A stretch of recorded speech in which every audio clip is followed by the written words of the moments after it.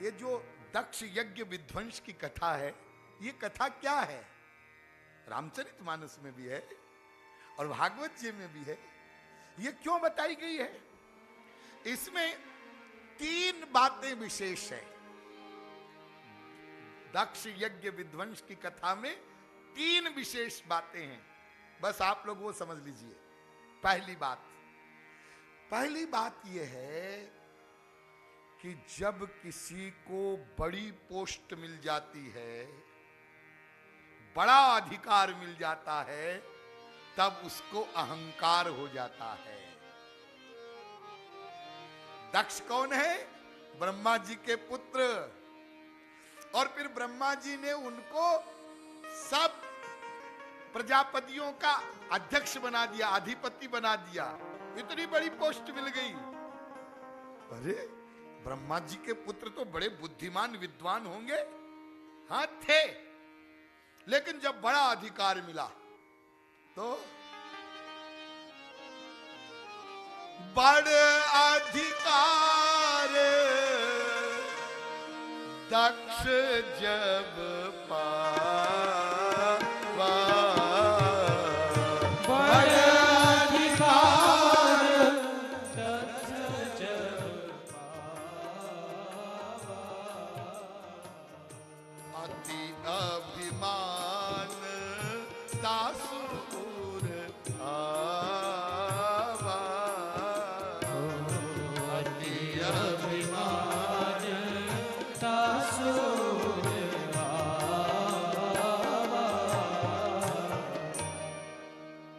इतना अहंकार हो गया दक्ष को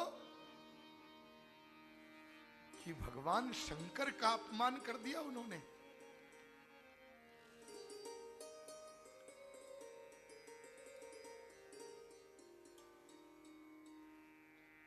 सती का विवाह, अपनी पुत्री का विवाह दक्ष प्रजापति ने भगवान शंकर से किया था। वो दामाद हैं, लेकिन है तो भगवान। और प्रजापतियों की बड़ी सभा में भगवान शंकर बैठे थे, अब ब्रह्मा जी भी बैठे थे। और दक्ष आए, तो जब दक्ष आए तो सब खड़े हो गए। ब्रह्मा जी खड़े नहीं हुए, शंकर जी भी खड़े नहीं हुए। तो जितने खड़े थे, अरे हजारों खड़े हैं, उनकी तरफ तो ध्यान नहीं गया दक्ष प्रजापति का, और जो नहीं खड़े हुए उन पर ध्यान गया। कौन नहीं खड़ा हुआ? ब्रह्मा। तो वो तो बाप है तुम्हारे, वो खड़े हो जरूरी थोड़ी है। लेकिन शंकर जी खड़े नहीं हुए। ऐसा उनको बुरा लगा। उसी सभा में सब सभासदों को कहते हैं, देखो भाई, मैं निंदा नहीं कर रहा हूं। जो लोग दूसरों की निंदा करते हैं ना, वो ऐसे ही करते हैं। देखो, मैं किसी की निंदा नहीं करता हूं, फिर भी हाँ, निंदा नहीं कर रहा हूं और फिर निंदा कर रहा है। आपको बताना तो नहीं चाहिए, लेकिन फिर भी बता रहे हैं। कई बार कुछ लोग हमारे पास भी ऐसे आते हैं, स्वामी जी महाराज आपको बताना तो नहीं चाहिए। हम कहते हैं फिर नहीं बताना चाहिए तो तुम मत बताओ, चुप ही रहो। हाँ, फिर काहे को बता रहे हो? तो दक्ष कहते हैं, मैं निंदा तो नहीं कर रहा हूं, लेकिन फिर भी ये जो उसने सुनाया है, दक्ष ने सुनाया है भगवान शंकर के लिए, वो हम कम से कम व्यासपीठ से दोहराएंगे नहीं। क्या क्या भला बुरा नहीं कहा। और शंकर जी अपना चुपचाप वहां से सुन करके आगे। शंकर जी के गणों ने जरूर श्राप दिया, ये सब हुआ, लेकिन वो चुपचाप उठ करके आगे। ये अपमान किया सो तो किया, और उसके बाद एक बहुत बड़े यज्ञ का अनुष्ठान किया, और उसमें सब देवी देवताओं को बुलाया। यज्ञ का उद्देश्य क्या? शिव जी का अपमान करना, यह यज्ञ का उद्देश्य। और शिव जी के लिए कोई स्थान नहीं रखा। सब कथा आप लोग जानते हैं। तो पहली बात समझने की यह है, इस कथा से कि जब बड़ा अधिकार मिल जाए, कोई बड़ा आदमी बन जाता है, तब उसको अहंकार हो जाता है और अहंकार का स्वरूप यहां तक चला जाता है। इसलिए तुलसीदास जी ने रामचरितमानस में एक और बात कही है,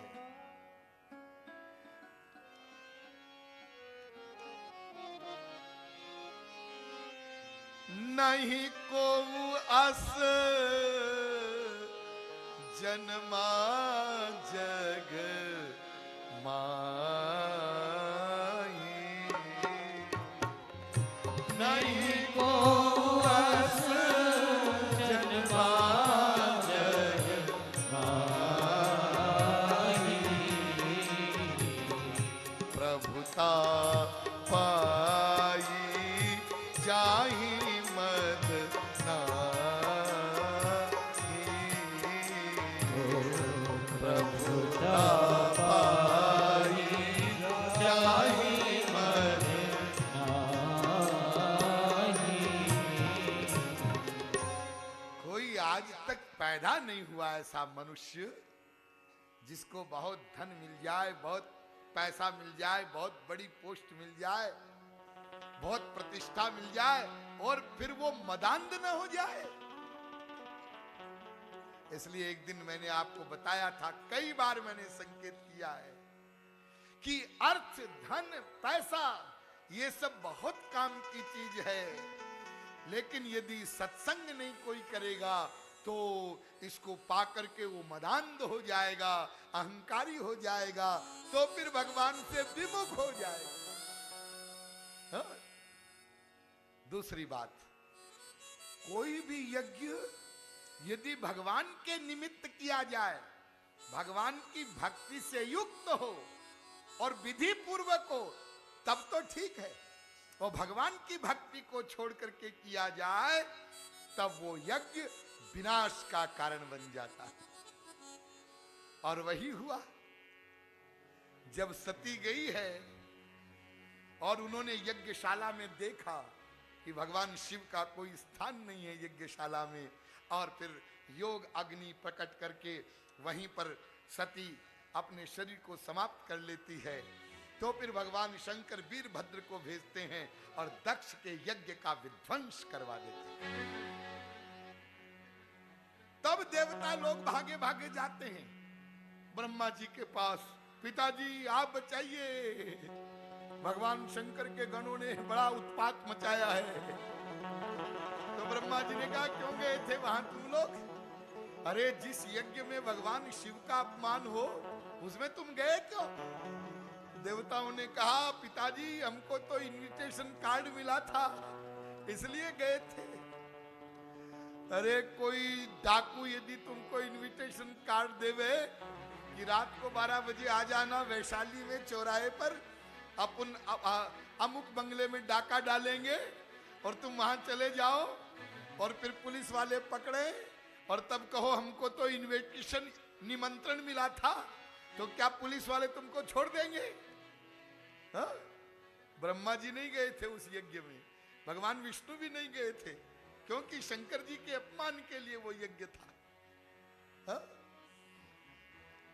दक्ष के सिर को काट करके वेदी में डाल दिया, दक्ष का शरीर पड़ा हुआ है। जब बहुत गिड़गिड़ाए तो ब्रह्मा जी ने कहा चलो, वो तो बहुत दयालु हैं, भोलेनाथ बहुत जल्दी प्रसन्न हो जाते हैं, उनकी शरण में चलते हैं, उन्हीं से प्रार्थना करते हैं। और सब शंकर जी की शरण में गए, उनसे प्रार्थना किया, कीर्तन किया। तब शंकर जी ने कहा चलो कोई बात नहीं, गलती किया है लेकिन क्षमा कर देते हैं।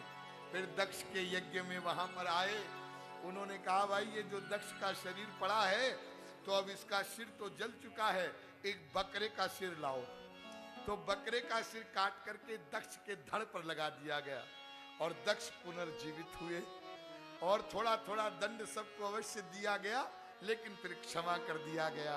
और तब फिर बाद में दक्ष को अपना जो अपराध था उसका बोध हुआ है। और अब भगवान शंकर की, पहले जब मनुष्य का मुंह था तब तो निंदा किया, अब बकरे का मुंह लग गया तो अब प्रार्थना करना चाहते हैं। लेकिन अब क्या प्रार्थना करे? तो बकरा तो जैसे बोलता है ना अजीब ढंग से, तो ऐसे ही बेचारे वो कुछ कर रहे थे। अभी भी शिवालय में जब जाते हैं लोग, भगवान शंकर के भक्त, तो वो वैसी अजीब सी ध्वनि निकालते हैं। वो जो दक्ष की स्तुति है उसी का एक प्रतीक है वो। और इस कथा से एक बात और सिद्ध हो गई कि ब्रह्मा, विष्णु, शंकर ये सब एक हैं। इनको अलग अलग नहीं मानना और छोटा बड़ा नहीं मानना। यदि छोटा बड़ा मानोगे भगवान के किसी अवतार को, तो फिर बहुत बड़ा अपराध होगा। इसलिए सर्वे पूर्णा शाश्वताश्च, भगवान के सब अवतार परिपूर्ण हैं, बराबर हैं। ये बात अलग है कि भगवान के किस अवतार में कितनी शक्ति प्रकट हुई। हा? जिस अवतार में जितनी शक्ति को प्रकट करने की आवश्यकता होती है, भगवान उतनी शक्ति को प्रकट करते हैं और बाकी शक्ति छुपी रहती है।